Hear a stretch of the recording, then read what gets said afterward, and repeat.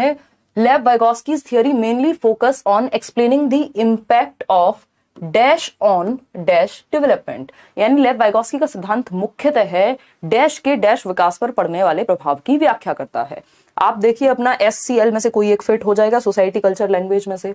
Biological maturation यानी heredity, maturation किससे संबंधित है? आनुवांशिकता से। हेरिडिटी की बात प्याजे करते हैं, जेनेटिक्स की बात प्याजे करते हैं। वाइगोस्की जेनेटिक्स की, हेरिडिटी की बात, बायोलॉजिकल मैचुरेशन की बात नहीं करते। ये इनका क्रिटिसिज्म भी है कि इन्होंने एज को महत्व नहीं दिया, यानी हेरिडिटी को उतना महत्व नहीं दिया। इन्होंने समाज में कैसे आप किन लोगों के बीच रह रहे हैं, कैसे लोगों के साथ आप अन्योन्य क्रिया कर रहे हैं, कैसी किताबें पढ़ रहे हैं, उन सब पे फोकस है। तो ये तो गलत हो गया। इमोशनल की तो बात ही नहीं बची। एट्रीब्यूशन पैटर्न, मॉरल, इन सब की भी बात नहीं करता इनमें से कोई भी। रिवॉर्ड एंड पनिशमेंट की बात कोई भी कंस्ट्रक्टिविस्ट यानी रचनावादी नहीं करेगा, ये बिहेवियरिस्ट लोग करते हैं। तो एक ही उत्तर सही है कि वाइगोस्की की जो थियरी है वो मेनली कल्चरल टूल्स, यानी कल्चरल टूल्स क्या है हमारे लिए? रामायण, महाभारत, ये सब क्या हो सकते हैं? कल्चरल टूल्स हो सकते हैं, यानी हमारी संस्कृति में चल रही चीजें हैं जिससे हमारी समझ का विकास होगा। Cultural tools on cognitive development, यानी हमारे संज्ञान का विकास होता है संस्कृति में चल रही चीजों से। ठीक है, क्लियर है, कोई दिक्कत नहीं है। हाँ, तो C option is the right answer. 90% लोग सही उत्तर दे रहे हैं कि लेव वाइगोस्की का सिद्धांत मुख्यतः सांस्कृतिक उपकरणों व संज्ञानात्मक विकास पर पड़ने वाले प्रभाव की बात करता है। ठीक है, आगे बढ़ते हैं क्वेश्चन नंबर 2 पर।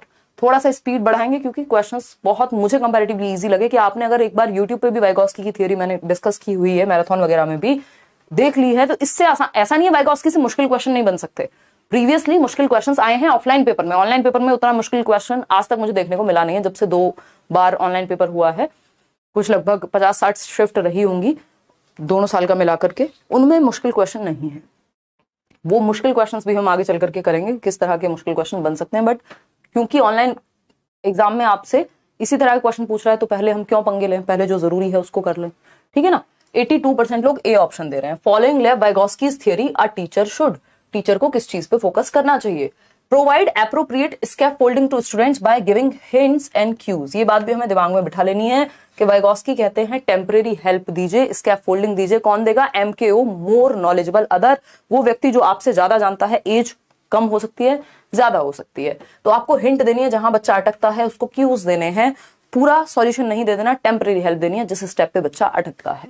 बात तो सही लग रही है। फिर भी देखते हैं B option, restrict collaboration and discussion. जबकि जो व्यक्ति समाज से सीखने की बात करेगा, सोशियो कंस्ट्रक्टिविस्ट है, वो कोलैबोरेशन की, ग्रुप में सीखने की, सहयोग की बात ज्यादा करेगा। ये कह रहे हैं सहयोग की बात मत करो, सहभागिता की चर्चाओं पे प्रतिबंध लगा देंगे वाइगोस्की, ऐसा नहीं है। Practice total non interference of adults, adults को बिल्कुल लाइफ से हटा दो, कोई दादी नानी की कहानियां मत सुनो, कोई इंटरेक्शन मत करो, कुछ सीखो मत, कहीं जाओ मत, ऐसा भी नहीं कहते Vygotsky. Frequently use negative reinforcement, punishment, reward, ये रचनावादियों की डिक्शनरी में ही नहीं है, ये व्यवहारवादी स्किनर, पैवलव ये सब बात करते हैं। तो संकेत और इशारे देकर विद्यार्थी को उपयुक्त पाड़ प्रदान करना, यानी टेम्परेरी हेल्प देना जहां वो अटक रहे हैं, वो वाइगोस्की मानेंगे। चलिए खैर आगे बढ़ते हैं क्वेश्चन नंबर 3 पर। क्या कहता है question number 3? According to contemporary theories what kind of classroom environment facilitates cognition? cognition मतलब संज्ञान, ज्ञान को बनाने की जो प्रक्रिया है कि हम ज्ञान का निर्माण कैसे करते हैं उसको संज्ञान कहते हैं। ठीक है ना। तो संज्ञान को सुसाधित करने में समकालीन सिद्धांतकार, देखिए समकालीन कॉन्टेम्परेरी लिखा है, मतलब आज के समय की बात हो रही है। आज के समय में क्या कैसे देखते हैं हम कॉग्निशन को बिल्ड करने की बात जब करते हैं, तो हमें पता है कंस्ट्रक्टिविज्म क्या है, लेटेस्ट अप्रोच है। तभी तो हम आज की थियोरीज में, आज की पॉलिसीज में यूज कर रहे हैं प्याजे और वाइगोस्की को इतना कि हम चाह रहे हैं कि बच्चा एक्टिव होकर के सीखे। बात सही है या गलत है? बताओ फटाफट से। बिल्कुल सही है, लाइक शेयर भी कर दो फिर इसी बात पे। तो अगर हम बात करते हैं कॉन्टेम्परेरी थियरिस्ट यानी आज के समय के थियरिस्ट, तो फियरफुल बनाएंगे सीखने की प्रोसेस को, थ्रेटनिंग बनाएंगे दिमाग के डेवलपमेंट को, इनएक्सेसिबल यानी जहां तक आप पहुंच ही ना पाओ, एक्सक्लूसिव कुछ ही लोगों के लिए, डिडैक्टिक होता है कि रटवा दिया, पहले डेफिनेशन दी और फिर रट्टे लगवाए, टेक्स्ट बुक सेंट्रिक नहीं, लर्नर सेंट्रिक यानी बच्चे को एक्टिव रखना है। तो एक ही पॉजिटिव उत्तर है बच्चे के पक्ष में है, वो है print rich and resourceful environment. Print rich क्या है? हम एक बात करते हैं बिल्डिंग एज लर्निंग एड, बाला कहते हैं उसको, शैतान का साला नहीं है, दिस इज बाला बोले तो बिल्डिंग एज लर्निंग एड, यानी बिल्डिंग को ही एक लर्निंग एड के रूप में यूज कर रहे हैं। ये क्या है? प्रिंट रिच एनवायरनमेंट का उदाहरण हो गया कि बच्चा एक्टिव है और सीख रहा है। इस दीवार पे कोई चार्ट बना हुआ है, उस दीवार पे ग्रहों की पिक्चर बनी हुई है ना। हम अगर बात कर रहे हैं, गेट खोल रहे हैं तो नीचे एंगल का कुछ सिखाने के लिए बना हुआ है। तो पूरी जो बिल्डिंग है वो ही अपने आप में लर्निंग एड का काम कर रही है। अगर आप सीढ़ियों से जा रहे हैं तो सीढ़ियों पे लिखा हुआ है 2 1 जा 2 2 2 जा 4। तो एनवायरमेंट जो है वो प्रिंट रिच है, बच्चा एनवायरमेंट से ही बहुत सारी चीजें सीख जाता है। तो यही बात कौन करेंगे? पियाजे भी करेंगे, वाइगोस्की भी करेंगे। ठीक है, क्वेश्चन नंबर 4 देखिएगा क्या कहता है। क्वेश्चन नंबर 4 समझते हैं कहानी क्या है। According to social cognitive views of learning. देखिए social cognitive views of learning, अगर कॉग्निटिव व्यूज की बात कर रहा है, स्टूडेंट्स लर्न बेस्ट, यानी सोशल कॉग्निटिव या सोशल जहां भी आ गया मतलब समाज के साथ अंतःक्रिया सीखने की बात हो रही होगी। यानी समाज में, समाज मतलब ग्रुप में लोगों के साथ एक्टिविटी करके सीखने की बात हो रही होगी। बात सही है या नहीं है? नारियल पानी बिल्कुल नहीं पियोगे आप, मुझे पता है इसलिए मैंने पूछा नहीं आपसे रात के समय में। देखिए according to social cognitive views of learning, students learn best by, बच्चा पैसिव नहीं हो सकता, बच्चे को एक्टिव रखना है हमें। ठीक है ना। पैसिवली इमिटेट अडल्ट्स बिल्कुल भी नहीं। वेंड्यूरा भी सोशल लर्निंग की बात करते हैं, बट उनका क्वेश्चन ऑब्जर्वेशनल लर्निंग की फॉर्म में आएगा, ऐसे नहीं। और वो पैसिव रखने की बात नहीं करते। जो समाज में एक्टिविटी की बात कर रहा है वो बच्चे को निष्क्रिय थोड़ी करेगा कि उसको बिठा दो और रट्टे लगवाओ। बच्चा निष्क्रिय नहीं हो सकता, ये सबसे बड़ा नेगेटिव वर्ड है। बच्चा एक्टिव होता है, पैसिव नहीं रखना बच्चे को। Actively engaging with their environment, ये पॉजिटिव लग रहा है हमें कि बच्चा एक्टिवली एंगेज करेगा। Overt conditioning of behaviour, no conditioning, क्योंकि ये व्यवहारवादी थॉट है।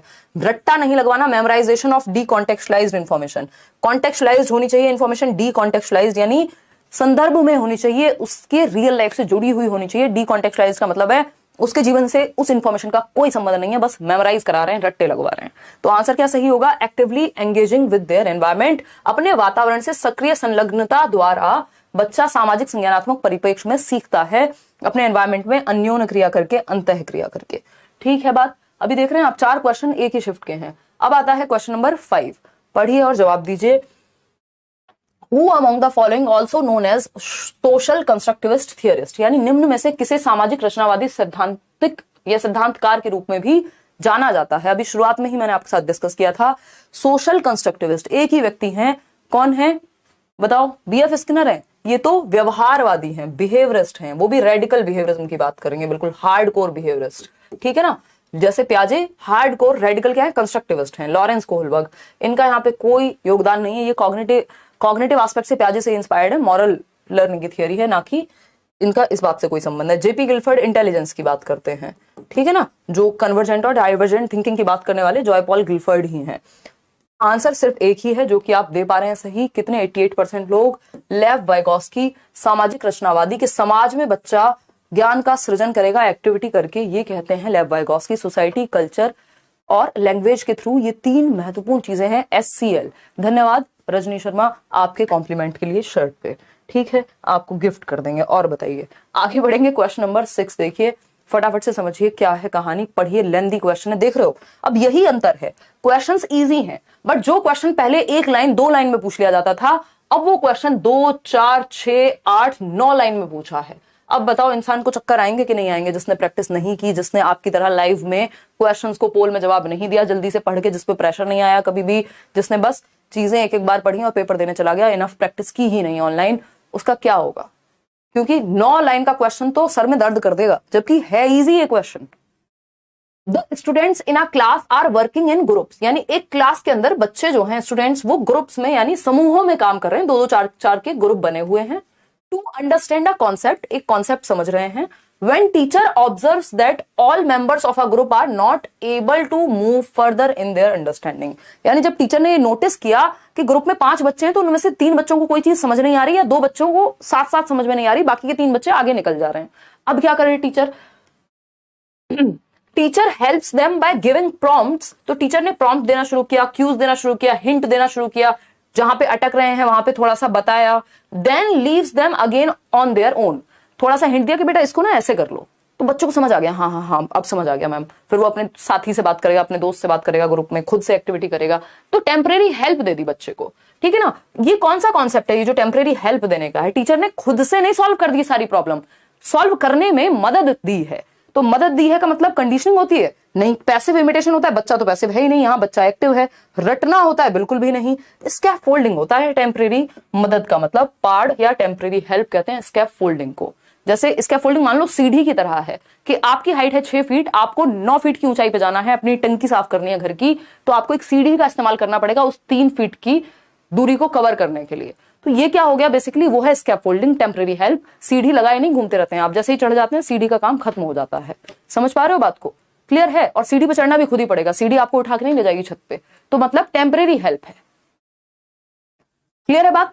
चलिए बहुत बढ़िया। कोई कह रहा है आपने क्लास के शुरू में हिंट दे दिया था इसलिए सही हो रहे हैं। बस यही है कि समझ में आ गया इसका मतलब, वो हिंट देने का मतलब यही है कि समझ में आ जाए, थोड़ा आइडिया हो आपको।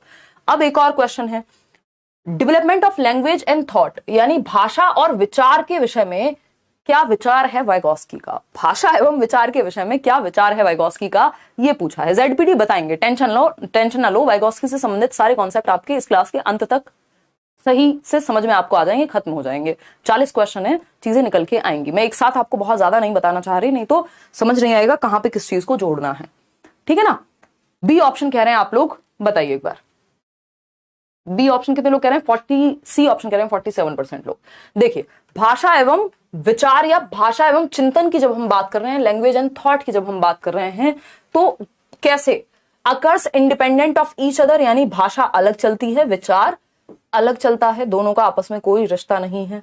Occurs independent of the socio cultural context, यानी सामाजिक सांस्कृतिक संदर्भ से स्वतंत्र होते हैं। मतलब भाषा और विचार कुछ और ही होगी। अगर मैं भारत में रह रही हूं तो मेरी भाषा हिंदी होगी ही नहीं, मुझे तो हिंदी के बारे में पता ही नहीं है कुछ, कैसे बोलते हैं ये। इसका मतलब यही है जो ये लिखा हुआ है कि occurs independent of the socio cultural context, यानी सामाजिक सांस्कृतिक संदर्भ से स्वतंत्र होता है। स्वतंत्र का मतलब जिस संस्कृति में आप रह रहे हैं, जिस समाज में आप रह रहे हैं, उस समाज से आपकी भाषा का और आपके विचारों का कोई ताल्लुक नहीं है। भैया हमारे तो एग्जाम्पल्स भी, हमारी भाषा भी, हमारे विचार भी, सब कुछ प्रभावित होता है जिस संस्कृति में हम रहते हैं। कैसे लॉकडाउन में रामायण चल रही थी तो आप उस तरह से सोच रहे थे, हमने क्या देखा है बड़े होते हुए हमारे टीवी में, हमारे न्यूज पे, वो भी हमारी संस्कृति, हमारी भाषा से प्रभावित है। तो हम ये नहीं कह सकते कि भाषा का और संस्कृति का कोई रोल नहीं है हमारी लैंग्वेज और थॉट पे, ये तो एकदम खराब बात हो जाएगी। Is inter related since they interact in myriad ways to influence each other, यानी एंडलेस वेज में वो क्या है, इंटरेक्ट करते हैं। आप जिस लैंग्वेज का प्रयोग कर रहे हैं सोचने में और जिस कल्चर से इंफॉर्मेशन आपके पास आ रही है, वो दोनों मिलकर के एक समझ बना रहे हैं आपकी। बात तो सही लग रही है। Is influenced by heredity only not environmental factors, ऐसा कैसे हो सकता है कि लैंग्वेज, अगर आप बच्चे को बचपन से एक वैक्यूम में, एक बंद जगह में रख दीजिए जहां उससे कोई बात नहीं करता, क्या वो हेरिडिटी की वजह से लैंग्वेज सीख जाएगा? नहीं सीख पाएगा। वो बन जाएगा मोगली, मूवी देखिए ना, तो वो फिर जंगल की ही भाषा में बात करेगा। अगर उससे कोई बात ही नहीं करता कभी, तो वो कहां से भाषा सीख जाएगा? तो सोसाइटी का भी बहुत बड़ा रोल है, सिर्फ हेरिडिटी का नहीं है लैंग्वेज में, कि एनवायरमेंट का कोई रोल ही नहीं है ना? तो ये दोनों तो हट गए। अब occurs independent of each other, देखिए वाइगॉस्की ये कहते हैं, कई लोगों को ये गलतफहमी है कि लैंग्वेज एंड थॉट का कोई आपस में रिश्ता नहीं है। लैंग्वेज एंड थॉट क्या होते हैं? इंटर रिलेटेड होते हैं। क्या होते हैं? इंटर रिलेटेड होते हैं, इंटर डिपेंडेंट होते हैं, एक दूसरे को प्रभावित करते हैं। जिस भाषा को आप जानते हैं उस भाषा में आपके विचार आते हैं, और जो आपके विचार आते हैं वो भाषा को प्रभावित करते हैं। तो लैंग्वेज एंड थॉट जो है ये इंटर रिलेटेड है। बस वाइगॉस्की क्या कहते हैं, शुरुआत के जीवन में कुछ साल तक ये पैरेलल चलते हैं। पैरेलल मतलब समानांतर चलते हैं, इंडिपेंडेंट चलते हैं, बाद में जाकर के मर्ज हो जाते हैं, है ना? तो हम ये नहीं कह सकते कि वाइगॉस्की ने ये कह दिया कि लैंग्वेज और थॉट का कोई रिश्ता नहीं है। ठीक है ना? तो लैंग्वेज एंड थॉट बिल्कुल इंटरडिपेंडेंट हैं, एक दूसरे को प्रभावित करते हैं। तो उस हिसाब से हम क्या कहेंगे कि is interrelated since they interact in myriad ways to influence each other। myriad ways का मतलब क्या है? असंख्य, एंडलेस वेज में ये एक दूसरे को प्रभावित करते हैं। जो भी आप भाषा जानते हैं, जिस भी कल्चर में आप रहते हैं, जो विचार आपके दिमाग में आएंगे उस भाषा से संबंधित आएंगे। इंग्लिश बोलने वाला व्यक्ति एक तरह से सोचेगा, हिंदी बोलने वाला व्यक्ति एक तरह से सोचेगा, यानी लैंग्वेज इन्फ्लुएंसेस आर थॉट्स। ये ली वोर्फ का भी कॉन्सेप्ट है, एक व्यक्ति है ली वोर्फ। तो लैंग्वेज का इंपैक्ट होता है हमारी थॉट पे, वो भी यही बात कहते हैं। 1 नंबर में क्वेश्चन वो भी पूछा जा चुका है। हालांकि लैंग्वेज वाले चैप्टर में हम इसको और अच्छे से कर लेंगे। एक दूसरे से परस्पर जुड़ा हुआ है विचार और भाषा, दोनों एक दूसरे को असंख्य रूप में प्रभावित करते हैं, जो हमें पता भी नहीं है कि किस किस तरीके से प्रभावित कर सकते हैं। क्वेश्चन नंबर 9 पे आते हैं। 9 जनवरी paper 2, Lev Vygotsky suggested that cognitive development is a product of, किस चीज का गुणनफल है संज्ञानात्मक विकास एज पर वाइगॉस्की? बताइएगा फटाफट से और फिर हम आगे बढ़ेंगे। ठीक है जी। सही दिया था जवाब, बहुत बढ़िया। इंटेलिजेंस थियरीज किसने दी हैं? बहुत सारे लोग हैं सोनल, बहुत सारे लोग हैं।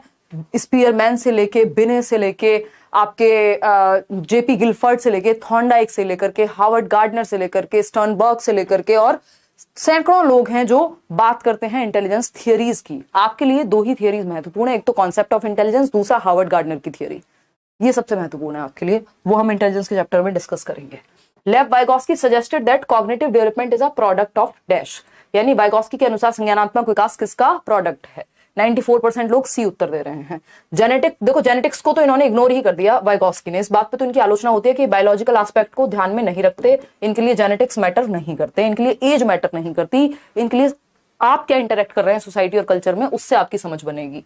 मियर ऑब्जर्वेशन एंड इमिटेशन, ये नकल की बात नहीं करते, नकल की बात बेंड्यूरा करते हैं, है ना। थोड़ी बहुत ऑब्जर्वेशन नहीं, ये प्रॉपर इंटरेक्शन की बात करेंगे। सोशल इंटरेक्शंस, बिल्कुल सही बात है। सोसाइटी, कल्चर, लैंग्वेज, इन तीनों में से 90% चांस होते हैं कि आप वाइगोस्की का उत्तर ढूंढ लेंगे जब भी फंसेंगे। सामाजिक संपर्कता या अंतःक्रिया या अन्योन क्रिया का प्रोडक्ट है आपका दिमाग का विकास, समाज में इंटरेक्शन से होता है। आइडेंटिटी फॉर्मेशन की यहां कोई बात इन्होंने की नहीं है, उसकी बात कौन करेगा? एरिक एरिक्सन करेंगे। क्वेश्चन नंबर 9 देखिए फटाफट से, क्या कहता है क्वेश्चन नंबर 9? आप पोल में भी जवाब देंगे। Who among the following believed that human activities take place in cultural settings and they can not be understood apart from those settings, यानी निम्न में से किसका मानना है कि मानवीय गतिविधियां सांस्कृतिक परिप्रेक्ष्य में विकसित होती हैं और उन परिप्रेक्ष्यों से हटकर उन्हें समझा नहीं जा सकता? यानी जो भी एक्टिविटी हम करते हैं वो उस हमारी संस्कृति से बहुत हद तक क्या है, इन्फ्लुएंस्ड हैं, प्रभावित हैं। और हम अगर कल्चरल कॉन्टेक्स्ट, किस समाज में, किस कल्चर में क्या सही और क्या गलत है, अगर इस बात को हम हटा देंगे कि आप किस संस्कृति से आ रहे हैं, तो सही और गलत बदल जाएगा। तो हम सही और गलत को, या जो भी हमारी एक्टिविटीज हैं, हमारी अंडरस्टैंडिंग है, उसको यदि अपने कल्चर से बिल्कुल अलग ही कर दें तो समझना मुश्किल हो जाएगा। यानी हम अपने संज्ञान को, अपनी समझ को कल्चर से अलग नहीं कर सकते। कौन ये बात कहेगा? आपको पता है एक ही व्यक्ति है जो सोसाइटी, कल्चर और लैंग्वेज को लेके क्या है, एकदम प्रेम में है ना। कौन है वो व्यक्ति? लेव वाइगोस्की। ठीक, क्या है? Lev Vygotsky. ना तो ब्रूनर और जुबेल ने मीनिंगफुल लर्निंग दी है, कोई भी, ना पियाजे सोसाइटी को उतना महत्वपूर्ण मान रहे हैं, लेकिन वाइगोस्की बहुत ज्यादा मान रहे हैं। तो D option is the right answer over here. आगे बढ़ेंगे क्वेश्चन नंबर 10 पर, देखिएगा क्वेश्चन नंबर 10 क्या कहता है भाई? As per Lev Vygotsky dash plays a very important role in cognitive development, यानी वाइगोस्की के अनुसार डैश का संज्ञानात्मक विकास में महत्वपूर्ण योगदान है। कौन है वो डैश? अब आप खुद से निकालिए, 4 ऑप्शंस आपके सामने हैं, देखिएगा। तो अनुबंधन है यानी कंडीशनिंग है, कंडीशनिंग की बात व्यवहारवादी करते हैं, ये है कंस्ट्रक्टिविस्ट यानी रचनावादी, ये बात नहीं करेंगे कंडीशनिंग की, चाहे पियाजे हो, वाइगोस्की हो। और इवन आपके पूरे पेपर में कंडीशनिंग की बात ऐसा सच होती नहीं है, क्योंकि व्यवहारवादी सीटेट में पूछे ही नहीं जाते, ठीक है ना। रीइंफोर्समेंट, अगेन ये भी व्यवहारवादी कॉन्सेप्ट है। कल्चरल कॉन्टेक्स्ट, हाँ, सुंदर लग रही बात हमें। ऊपर से वाइगोस्की, सोसाइटी, कल्चर, लैंग्वेज, इन तीनों में से कुछ फंस जाएगा। स्कीमा की बात तो पियाजे कर रहे हैं, वाइगोस्की तो नहीं कर रहे हैं। ठीक, तो कल्चरल कॉन्टेक्स्ट जो है, यानी सामाजिक, जो सांस्कृतिक परिवेश है, वो हमारे संज्ञानात्मक विकास को बहुत हद तक प्रभावित करता है। जिस संस्कृति में हम रहते हैं, जिन लोगों में हम रहते हैं, जो ग्रंथ हम पढ़ रहे हैं, जिस धर्म से हम हैं, बेसिकली ये सब चीजें प्रभावित कर रही हैं। तो C option is the right answer over here. आगे बढ़ेंगे क्वेश्चन नंबर 11 पर। ये है थोड़ा सा छोटा क्वेश्चन। क्या पूछता है? A classroom built on Vygotskian principles, यानी वाइगोस्की के सिद्धांतों पर बना कक्षा कक्ष कैसा होगा, या जिस क्लास में वाइगोस्की के सिद्धांतों को महत्व दिया जाएगा उस क्लास में क्या जरूरी बन जाएगा। रेसिटेशन एंड रिकॉल, देखिए रेसिटेशन और रिकॉल अच्छा नहीं माना जाता। रेसिटेशन एक बार को चलो कविता का आप वाचन कर रहे हो समझ में आता है, बट रटना हो गया। रिकॉल मतलब आपने कोई नंबर याद किया था, आप उसको डेफिनेशन याद की थी, उसको बता रहे हैं। तो इसमें तो बच्चा एक्टिव नहीं है। जहां पियाजे वाइगोस्की आते हैं वहां बच्चे को एक्टिव रहना जरूरी है, और रटने में बच्चे को एक्टिव हम नहीं मानते। कोलैबोरेटिव लर्निंग, यानी कोलैबोरेटिव मतलब सहयोगात्मक अधिगम। सहयोग के लिए क्या होगा? 2 या 2 से अधिक लोग लगेंगे तभी तो सहयोग हो पाएगा, यानी ग्रुप में सीखने की बात हो रही है। और ग्रुप किसका पार्ट होता है? सोसाइटी का। तो सोसाइटी, कल्चर, लैंग्वेज। ठीक, use of rewards and punishment, again आपको याद रखना है ये भी बिहेवियरिस्टिक प्रिंसिपल्स हैं। कंडीशनिंग ऑफ रिस्पॉन्सेज, अगेन आपको ध्यान रखना है कंडीशनिंग की बात ना पियाजे करेंगे ना वाइगोस्की करेंगे। इवन आपके पेपर में कंडीशनिंग का कोई पॉजिटिव ताल्लुक है ही नहीं। ठीक, तो सहयोगात्मक सीखने मतलब वो क्लास जिसमें टीचर या जो सिद्धांत है वो वाइगोस्की का फॉलो किया जाएगा, वहां ग्रुप में सीख रहे होंगे लोग, एक दूसरे की सहायता करके, कोलैबोरेट करके, कोऑपरेट करके, असिस्टिव लर्निंग हो रही होगी, एक दूसरे को असिस्ट कर रहे होंगे। बी ऑप्शन, क्वेश्चन नंबर 12 देखिए, कंस्ट्रक्टिविज्म एज अ थियरी, यानी संरचनावाद या रचनावाद एक थियरी के रूप में जब हम देखते हैं, ये बहुत महत्वपूर्ण है। आपकी सारी पॉलिसीज, एनसीएफ, सभी आज के समय में हम सबसे ज्यादा इसी को फॉलो करते हैं, क्योंकि बच्चा कंस्ट्रक्शन करता है इस स्कूल ऑफ थॉट में, स्कूल ऑफ साइकोलॉजी में क्या करता है, ज्ञान का सृजन करेगा, तभी कंस्ट्रक्टिविज्म नाम है। कंस्ट्रक्ट करने वाला, रचनात्मकतावाद, जहां रचना करेगा बच्चा ज्ञान की, तो बच्चे का एक्टिव होना जरूरी है, तभी तो कंस्ट्रक्शन करेगा। emphasizes the role of the learner in constructing his own view of the world, यानी सीखने में अधिगमकर्ता की भूमिका को महत्वपूर्ण मानता है, जिससे वह संसार के बारे में खुद समझ बनाता है। यानी बच्चा एक्टिव है, बच्चा एक्टिवली कंस्ट्रक्ट करेगा, दुनिया में रह करके अपनी समझ को विकसित खुद करेगा। बात तो सही है, पॉजिटिव बात है, बच्चा एक्टिव है, और ज्यादातर क्वेश्चन हमें पता है जहां बच्चा एक्टिव होता है वो सही होता है। एम्फेसाइजेस ऑन मेमोराइजिंग, ये मेमोराइजिंग शब्द, रिकॉल शब्द, ये सब रटंत विद्या की तरफ लेके जाते हैं, है ना, कि जानकारी के स्मरण व उसके प्रत्यास्मरण की परीक्षा पर जोर देता है, कि रट्टे लगाओ और उसको उड़ेल दो, उल्टियां कर दो उसकी, कहां, पेपर पे, लिटरली नहीं, मेटाफोरिकली, कि आप जो भी रट्टे लगाए उसको पेपर पे लिख करके आ गए। यही हमारा सिस्टम चला आ रहा था, जिसको बदलने की कोशिश अब हो रही है। फिर आते हैं सी ऑप्शन पे, emphasises on the dominant role of the teacher, यानी शिक्षिका की प्रभुत्व भूमिका पर जोर देता है। यानी टीचर डोमिनेंट है भैया, डोमिनेंट यहां किसी को नहीं होना, यहां बच्चे को सेंटर में रखना है। टीचर और बच्चे दोनों एक्टिव रहेंगे कंस्ट्रक्टिविस्ट क्लासरूम में, ये क्वेश्चन भी पूछा जा चुका है, both are active in a constructivist classroom. Focuses on the role of passive imitation, बच्चा निष्क्रिय नहीं हो सकता, बच्चे का एक्टिव होना जरूरी है, अदरवाइज गलत जा रहे हैं फिर हम। तो सीखने में अधिगमकर्ता की भूमिका को महत्वपूर्ण मानता है संरचनावाद। संरचना का मतलब ये रचना करेगा बच्चा स्वयं से एक्टिव हो करके। तो A option is the right answer, ये चाइल्ड सेंटर्ड अप्रोच की तरफ लेके जाता है। क्वेश्चन नंबर 13 देखिएगा, कुछ ज्यादा ही आगे निकल गए हम। देखिए क्वेश्चन नंबर 13 क्या कहता है, Lev Vygotsky suggested that children's cognitive development, यानी बच्चे का संज्ञानात्मक विकास is dash by interactions with people who are more capable, यानी लेव वाइगोस्की के अनुसार बच्चों की संज्ञानात्मक क्षमता पर अपने से अधिक योग्य व्यक्तियों के साथ अंतःक्रिया का क्या प्रभाव पड़ता है। यानी अगर मैं अपने से ज्यादा समझदार लोगों के साथ रहती हूं तो मेरा संज्ञान बेहतर होगा या नहीं होगा।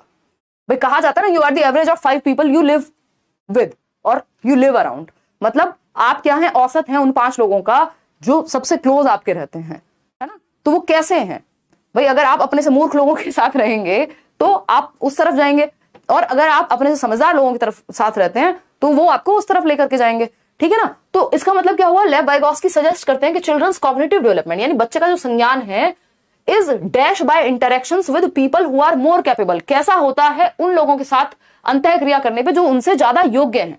यानी वो व्यक्ति जो मुझसे ज्यादा जानता है उससे मुझे फायदा होगा, नुकसान होगा। नॉट इंपैक्टेड, कोई फर्क नहीं पड़ेगा, नेगेटिवली इंपैक्ट होगा, फैसिलिटेटेड या फिर डिक्रीज्ड। तो वाइगोस्की तो भाई कहेंगे कि फैसिलिटेट होगा, अगर बच्चा सुसाधित होगा, संज्ञान जो है वो बेहतर होगा यदि अपने से ज्यादा कैपेबल लोगों के साथ आप हैं, या बच्चा इंटरैक्ट करता है, अंतःक्रिया करता है। इनको मोर नॉलेजेबल अदर भी कह सकते हैं, यानी ज्यादा जानने वाले अन्य। भाई मेरा एक दोस्त जिसको मैथ्स अच्छे से आता है और मुझे इंग्लिश अच्छे से आती है, तो वो मुझसे मैथ्स सीख पाएगा, मैं उससे इंग्लिश सीख पाऊंगी। ये क्या हुआ, ये हुआ फैसिलिटेशन, सुविधा होगी, सुसाधित होगा ज्ञान कैपेबल लोगों के साथ रहने से। तो C option is the right answer, यही वाइगोस्की कह रहे हैं। आगे बढ़ेंगे, क्वेश्चन नंबर 14 क्या कहता है, question number 14, according to Lev Vygotsky learning, यानी वाइगोस्की के अनुसार अधिगम क्या है, बताइएगा। पहला ऑप्शन है is a measurable change in behaviour, measurable change in behaviour या relatively permanent change in behaviour, ये सब व्यवहारवादी परिभाषाएं हैं। बी ऑप्शन है can not be separated from its social context, यानी सीखने को सामाजिक परिवेश से अलग होकर नहीं देखा जा सकता। यानी जिस समाज, जिन लोगों में आप रह रहे हैं, जिस संस्कृति में आप हैं, अधिगम भी उससे प्रभावित 100% होगा, ऐसा वाइगोस्की मानते हैं। We can not separate learning from its social context, ऐसा वाइगोस्की कहेंगे। बात तो सही है। सी ऑप्शन पढ़ लेते हैं, depends on positive and negative reinforcement, conditioning, ये वाले पॉइंट्स तो हटा ही दीजिएगा जब भी आप पियाजे वाइगोस्की सॉल्व कर रहे हो। फिर आता है D option, includes attentional processes and stores of memory, यानी मेमोरी में भर लो अटेंशन दे करके, इसको रटना कहते हैं, ठीक है ना। तो बच्चा सबसे ज्यादा एक्टिव कहां है, यहां के जो आपकी लर्निंग है उसको can not be separated from it social context, आप सामाजिक संदर्भ से नहीं हटा सकते। समाज में अन्योन्य क्रिया करने से ही लर्निंग होती है, इसको अलग नहीं किया जा सकता लर्निंग और इसके सोशल कॉन्टेक्स्ट को। क्या समझे कि नहीं समझे, बिल्कुल समझ गए, बी ऑप्शन। चलिएगा, अगर हम बात करते हैं इसको पढ़ना था ध्यान से कि कैन नॉट बी सेपरेटेड, मतलब सामाजिक परिप्रेक्ष्य से अलग नहीं किया जा सकता। ये नहीं कह रहे हम कि सोसाइटी से सीखा नहीं जा सकता, पढ़ के गलत नहीं समझना है। क्वेश्चन नंबर 15 है, who proposed that learning occurs when child engaged in a shared activity with a more knowledgeable peer और एन अडल्ट। इसका मतलब क्या हुआ, मोर कैपेबल व्यक्ति के साथ एंगेज होकर के, अन्योन्य क्रिया करके, अंतः क्रिया करके, गतिविधियां करके। किसने प्रतिपादित किया कि सीखने की प्रक्रिया तब होती है जब बच्चे अपने से ज्यादा ज्ञान वाले समकक्षी यानी उसकी एज के लोग भी हो सकते हैं वो, या अडल्ट हो सकते हैं जिनके साथ वो रहता है, साझी गतिविधियां करते हैं तो वो सीखते हैं। कौन कह रहा है, मोर नॉलेजेबल अदर, स्कैप फोल्डिंग, कौन कर रहा है इसकी बात, वाइगॉस्की ही कर रहे हैं ना। स्किनर को पढ़ी नहीं है, पियाजे अपनी एक्टिविटी पे ज्यादा जोर देते हैं, लॉरेंस कोलबर्ग मॉरल डेवलपमेंट सिखा दें बहुत है, लेकिन ये बात वाइगॉस्की कहते हैं। तभी इनकी थियोरी का नाम सोशियो कल्चरल अप्रोच है, यानी सामाजिक सांस्कृतिक उपागम है।